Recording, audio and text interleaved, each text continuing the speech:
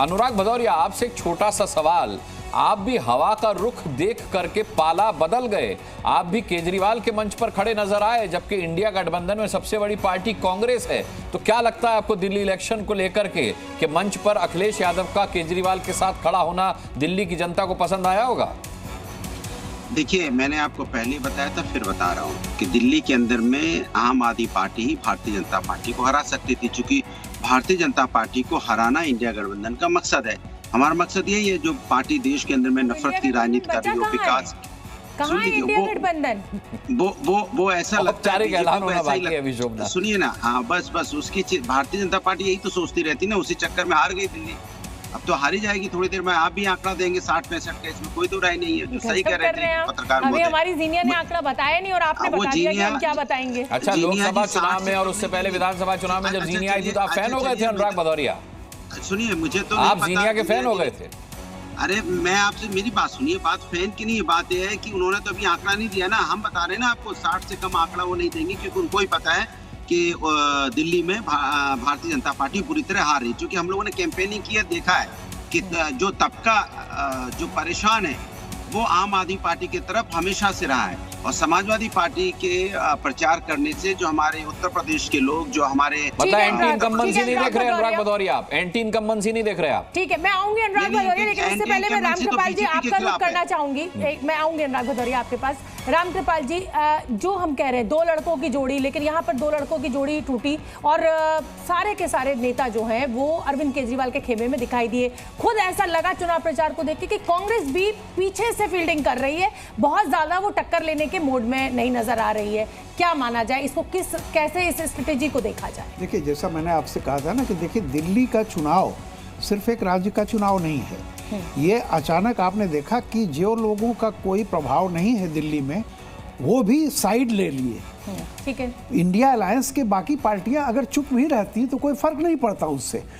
अब शिवसेना अगर वहां से उद्धव गुट वो कह रहा है, ममता बनर्जी कह रही है कि हम केजरीवाल के साथ हैं, अखिलेश की बात तो मान लेते हैं, थोड़े बहुत वो पड़ोसी राज्य है, लेकिन ये जो है ये सीधी बात ये दिखाता है कि क्षेत्रीय पार्टियों को कांग्रेस से भी पूरा खौफ है कि कहीं ये हमारे यहाँ पर, जब हम इसका वोट बैंक जो हमने कांग्रेस से छीना है, कहीं कांग्रेस सेध न लगाए। ये पक्की बात जान लीजिए आप। और उनको ये डर है कि जिस तरह से कर्नाटक इलेक्शन के बाद माइनॉरिटी ने एक संदेश दिया इस देश में कि अगर कांग्रेस लड़ाई लड़ने के लिए खड़ी हो रही है तो हमारी पहली पसंद कांग्रेस है, और उत्तर प्रदेश के लोकसभा चुनाव में भी कांग्रेस ने इसको वोटर ने इसको साबित भी किया।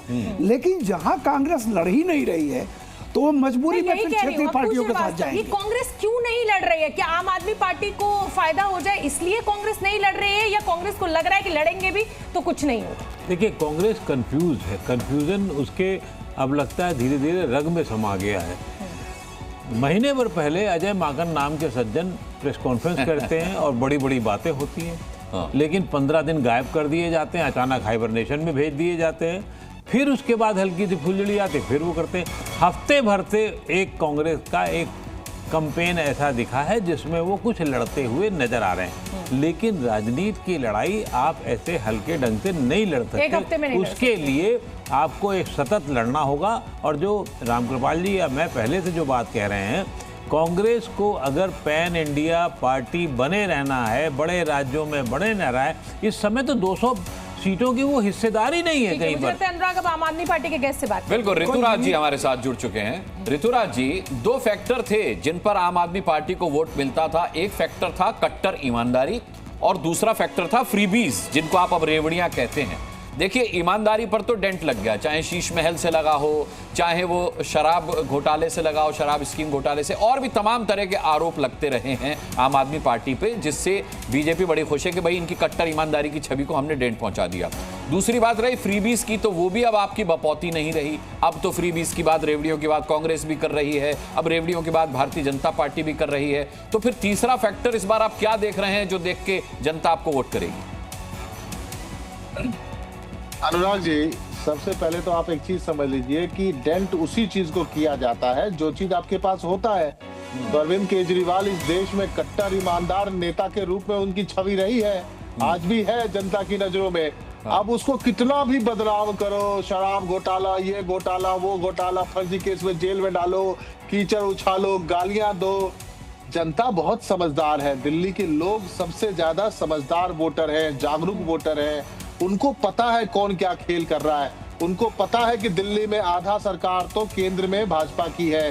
11 साल से प्रधानमंत्री नरेंद्र मोदी जी है और क्या बोलते हैं अमित शाह गृह मंत्री है। उसके बाद भी लॉ एंड ऑर्डर की कितनी बुरी हालत है। उसके बाद भी जो है सो 1,75,000 करोड़ रुपया हर साल टैक्स के रूप में लेते हैं, बदले में दिल्ली वालों को क्या देते हैं सब पता है। गंदी राजनीति इनकी पता है। आज आप यकीन नहीं करोगे, मैं नई दिल्ली सीट पर जो है सो सुबह से था, मेरी ड्यूटी थी।